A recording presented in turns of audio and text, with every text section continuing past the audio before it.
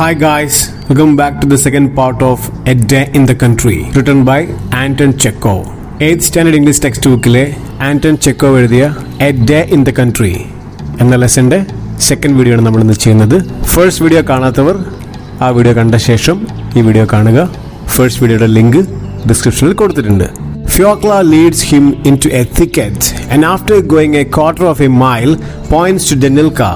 Her brother, a little fellow of 8, with hair as red as ochre and a pale, sickly face, stands leaning against a tree and with his head on one side looking sideways at the sky. In one hand he holds his shabby old cap. The other is hidden in an old lime tree. The boy is gazing at the stormy sky and apparently not thinking of his trouble. Fyolka Terentyയെ മരങ്ങൾ കൂടി നിൽക്കുന്ന ഒരിടത്തേക്ക് കൂട്ടിക്കൊണ്ടുപോയി. 4-1 mile നടന്നു കഴിഞ്ഞപ്പോൾ അവർ ഡനിൽക്ക നിൽക്കുന്ന സ്ഥലത്തെത്തി. 8 വയസ്സുകാരനായ അവളുടെ ഇളയ സഹോദരൻ ഡനിൽക്ക ഒരു മരത്തിൽ ചാരി തല ചെരിച്ച് ആകാശത്തേക്ക് നോക്കി നിൽക്കുകയാണ്. അവന്റെ മുടി ചുവന്നിരുന്നു. അവന്റെ മുഖം ക്ഷീണിച്ച് വിളറിയുമിരുന്നു. ഒരു കൈയിൽ അഴുക്ക് പിടിച്ച തൊപ്പി ഉണ്ടായിരുന്നു. മറ്റേ കൈ മരപ്പൊത്തിൽ കുടുങ്ങിക്കിടക്കുകയാണ്. കൊടുങ്കാറ്റ് വീശുന്ന ആകാശത്തേക്ക് തുറിച്ചു നോക്കിക്കൊണ്ട് താൻ കുഴപ്പത്തിൽപ്പെട്ടിരിക്കുന്നത് പോലും മറന്ന് നിൽക്കുകയായിരുന്നു അവൻ. Footsteps and seeing the cobbler, he gives sickly smile and says, "A terrible lot of thunder, Terenty. I have never heard so much thunder in all my life. And where is your hand?" "In the hall. Pull it out, please, Terenty." കാലടികളുടെ ശബ്ദം കേട്ട് നോക്കിയപ്പോൾ ചെരുപ്പ് കുത്തിയെ കണ്ടു. അപ്പോൾ അവൻ പറഞ്ഞു, "ഇതുപോലെ ഭയാനകരമായ ഒരു ഇടിമുഴക്കം ഞാൻ ഇതുവരെ കേട്ടിട്ടില്ല ടെറന്റി." അപ്പോൾ ടെറന്റി ചോദിച്ചു, "നിന്റെ കൈ എവിടെ?" "പൊത്തിനകത്താണ്. ദയവായി ഇതൊന്ന് വലിച്ചൂരി എടുത്തു തരൂ," ഡനിൽക്ക പറഞ്ഞു. The wood had broken at the edge of the hall and jammed Danilka's hand. He could push it farther in, but could not pull it out. Terenty snaps off the broken pieces and the boy's hand, red and crushed, is released. മരപ്പൊത്തിന്റെ ഒരു അരികു പൊട്ടി കൈ അതിനുള്ളിൽ അമർന്നിരിക്കുകയാണ്. അവന് കൈ ഉള്ളിലേക്ക് വീണ്ടും കടത്താം, എന്നാൽ പുറകോട്ട് വലിച്ചെടുക്കാൻ സാധിക്കാത്ത തരത്തിലായിരുന്നു. ടെറന്റി മരപ്പൊത്തിലെ കീറിയ ഭാഗം വേർപെടുത്തി. എന്നിട്ട് ഡനിൽക്കയുടെ കൈ വലിച്ചൂരി. പൊത്തിൽ കുടുങ്ങിയതിനാൽ അവന്റെ കൈകൾ ചുവന്നിരുന്നു. "It's terrible how it's thundering," the boy says again, rubbing his hand. "What makes it thunder, Terenty?" "ഇതെന്തൊരു ഇടിമുഴക്കമാണ്," കൈ തടവിക്കൊണ്ട് ഡനിൽക്ക പറഞ്ഞു. "ടെറന്റി, ഇടി ഉണ്ടാകുന്നത് എങ്ങനെയാണ്?" "One cloud runs against the other," answers the cobbler. "The party come out of the copse and walk along the edge of it towards the darkened road. The thunder gradually abates and its rumbling is heard far away beyond the village." ഒരു മേഘം മറ്റൊന്നിൽ ഉരസുമ്പോഴാണ് ഇടിമുഴക്കമുണ്ടാകുന്നത്, ടെറന്റി പറഞ്ഞു. അവർ കോപ്സിൽ നിന്നും പുറത്തു കടന്ന് ഇരുണ്ട വഴിയിലേക്ക് നടക്കുകയാണ്. ഇടിമുഴക്കം സാവധാനം കുറഞ്ഞു. ഗ്രാമത്തിന്റെ അങ്ങകലെ എവിടെ നിന്നോ ചെറിയ മുഴക്കം മാത്രമായി അത് ചുരുങ്ങി.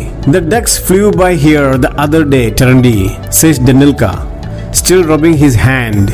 "Fyolka, would you like me to show you a nightingale's nest?" "Terenty, കഴിഞ്ഞ ദിവസം ഇതിലെ താറാവുകൾ പോയിരുന്നു," കൈ തിരുമ്മിക്കൊണ്ട് ഡനിൽക്ക പറഞ്ഞു. "Fyolka, ഞാൻ നിന്നെ ഒരു രാപ്പാടിയുടെ കൂട് കാണിക്കട്ടെ?" എന്ന് ചോദിച്ചു അവൻ. "Don't touch it, you might disturb them," says Terenty, wringing the water out of his cap. "The nightingale is a singing bird. He has had a voice given him in his throat to gladden the heart of man. It's a sin to disturb him." "കൂട്ടിൽ തുടരുത്, അവർക്ക് ശല്യമാവും," തൊപ്പിയിലെ വെള്ളം ഊർത്തിക്കളഞ്ഞുകൊണ്ട് തെരണ്ടി പറഞ്ഞു. രാപ്പാടി പാട്ടുപാടുന്ന ഒരു പക്ഷിയാണ്. മനുഷ്യരുടെ ഹൃദയത്തിന് ആഹ്ലാദം പകരാൻ ഉതകുന്ന ശബ്ദമാണ് അതിന്റെ തൊണ്ടയിലുള്ളത്. അതിനെ ഉപദ്രവിക്കുന്നത് പാപമാണ്. Bright patch of blue appears in the sky. "And here are some bees," cries Danilka, pointing to the branch of a young oak tree. ആകാശത്ത് തെളിഞ്ഞ നീലനിറം പ്രത്യക്ഷമായി. "ഇതാ ഇവിടെ തേനീച്ചകൾ," ചെറിയ ഓക്ക് മരത്തിലേക്ക് കൈ ചൂണ്ടിക്കൊണ്ട് ഡനിൽക്ക പറഞ്ഞു. "The drenched and chilled bees are huddled together on the branch. There are so many of them that neither bark nor leaf can be seen. Many of them are settled on one another." നനഞ്ഞു കുതിർന്ന തേനീച്ചകൾ ഒരു ശിഖരത്തിൽ മുട്ടിയുരുമിരിക്കുകയായിരുന്നു. ഏറെ തേനീച്ചകൾ കൂടിയിരുന്നതിനാൽ മരത്തിന്റെ തണ്ടോ ഇലയോ കാണാൻ സാധിക്കുമായിരുന്നില്ല. ഒന്നിനു മുകളിൽ ഒന്നായാണ് പലതിന്റെയും ഇരിപ്പ്. That's a swarm of bees, Terenty informs them. They were flying looking for a home, and when the rain came down upon them, they settled. If a swarm is flying, you need only sprinkle water on them to make them settle. Now if say you wanted to take the swarm, you would bend the branch with them into a sack and shake it, and they all fall in. അതാണ് തേനീച്ചയുടെ കൂട്ടം. തെരണ്ടി അവർക്ക് വിശദീകരിച്ചു കൊടുക്കുകയാണ്. ഒരു വീട് തേടി അവർ പറക്കുകയായിരുന്നു. മഴ വന്നപ്പോൾ അവർ അവിടെ ഇരുന്നതാണ്. തേനീച്ചക്കൂട്ടം പറക്കുന്നത് കണ്ടാൽ അവയുടെ നേർക്ക് വെള്ളം തെറിപ്പിച്ചാൽ മതി, അവർ ഉടനെ എവിടെയെങ്കിലും പറന്നിറങ്ങും. നിനക്ക് ഇവയെ പിടിക്കണമെന്നുണ്ടെങ്കിൽ ആ ശിഖരത്തോടെ ഒടിച്ചെടുത്ത് ഒരു ചാക്കിലേക്ക് കാണിച്ചു കുടഞ്ഞാൽ മതിയാകും. അവയെല്ലാം ചാക്കിൽ വീണുകൊള്ളും. Till Fyokla suddenly frowns and rubs her neck vigorously. Her brother looks at her neck and sees a big swelling on it. Hey, hey, laughs the cobbler. Do you know where you got that from, Fyokla, old girl? There are Spanish flies on some tree in the wood. The rain has trickled off them and a drop has fallen on your neck. That's what has made the swelling.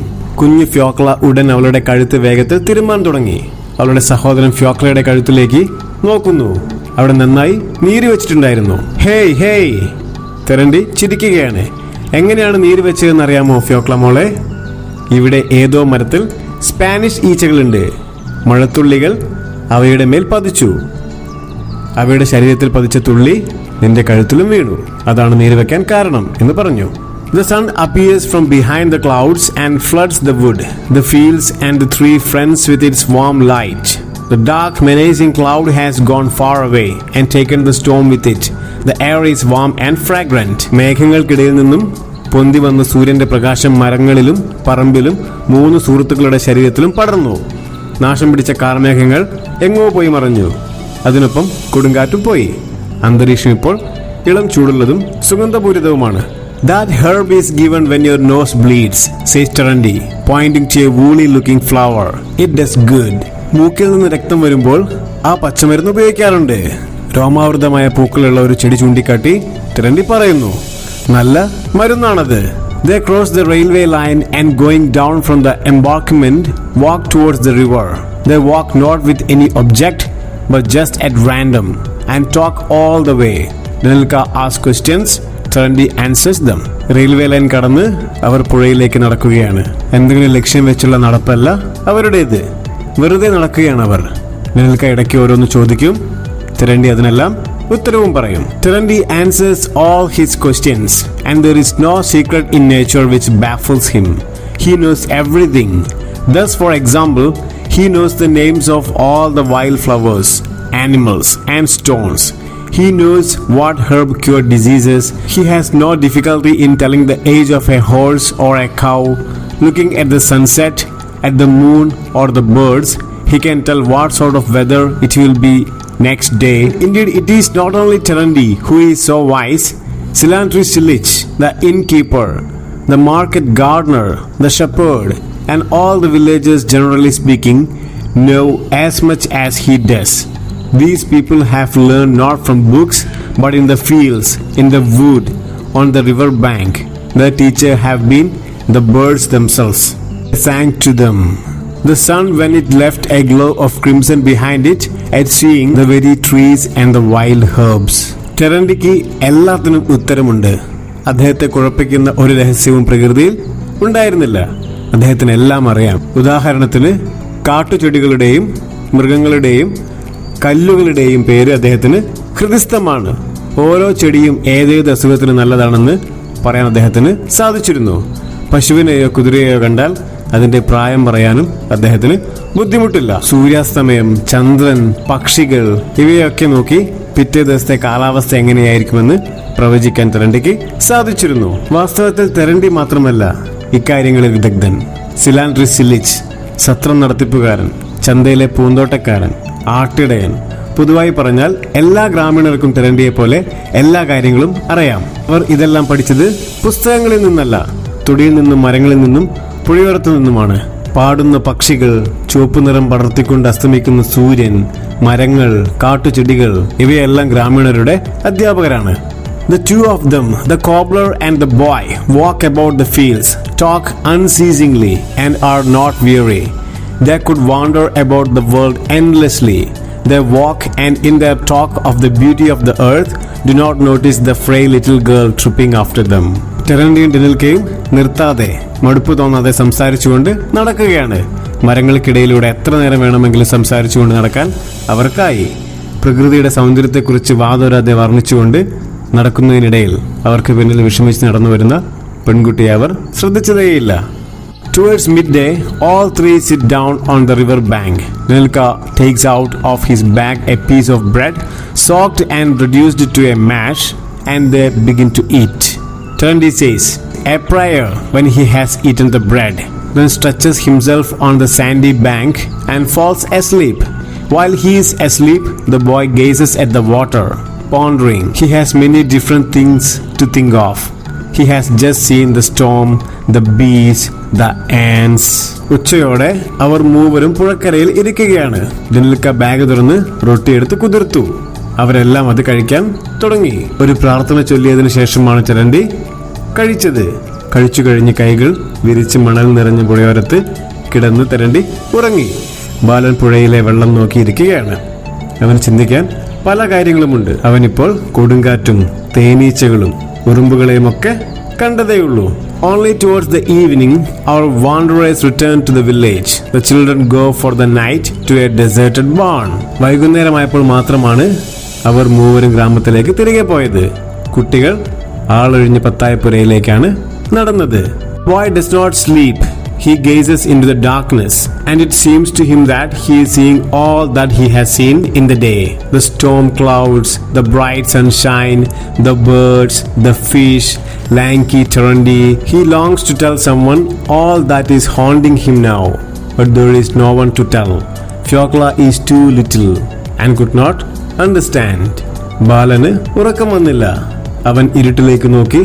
പകൽ കണ്ട കാഴ്ചകൾ അവന്റെ കൺമുന്നിൽ വീണ്ടും തെളിയുന്നത് പോലെ അവന് തോന്നി. മഴമേഘങ്ങൾ, തെളിഞ്ഞ സൂര്യപ്രകാശം, പക്ഷികൾ, മീൻ, ടെറന്റി, എല്ലാത്തിനെ കുറിച്ചും ആരോടെങ്കിലും പറയണമെന്ന് അവനുണ്ടായിരുന്നു. പക്ഷെ പറയാൻ അപ്പോൾ അവിടെ ആരും ഉണ്ടായിരുന്നില്ല. ഫ്യോക്ല ചെറിയ കുട്ടിയാണ്. പറഞ്ഞാൽ അവൾക്കൊന്നും മനസ്സിലാകില്ല. I will tell Terenty tomorrow, thinks the boy.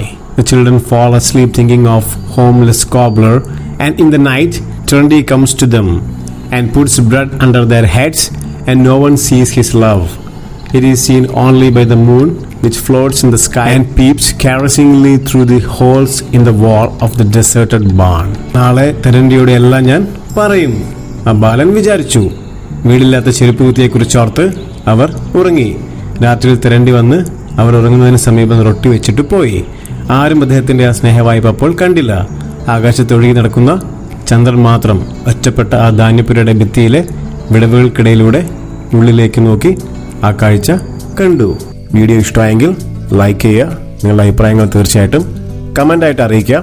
Useful ആയിട്ടുള്ള വീഡിയോസ് നമ്മുടെ ചാനലിൽ ഒരുപാട് അപ്ലോഡ് ചെയ്യുന്നതായിരിക്കും. അപ്ലോഡ് ചെയ്യുന്ന സമയം തന്നെ നമുക്ക് ആ വീഡിയോസിന് നോട്ടിഫിക്കേഷൻ ലഭിക്കാൻ വേണ്ടി ചാനൽ സബ്സ്ക്രൈബ് ചെയ്ത് അതിനടുത്ത് കാണുന്ന ബെല്ലൈക്കൺ എനേബിൾ ചെയ്ത് അതിനകത്ത് ഓൾ പ്രസ് ചെയ്ത് വെച്ചാൽ നിങ്ങൾക്ക് അപ്ലോഡ് ചെയ്യുന്ന വീഡിയോസിൻ്റെ നോട്ടിഫിക്കേഷൻ അതാത് സമയത്ത് ലഭിക്കുന്നതായിരിക്കും. Thank you so much for watching the video. Take care. By.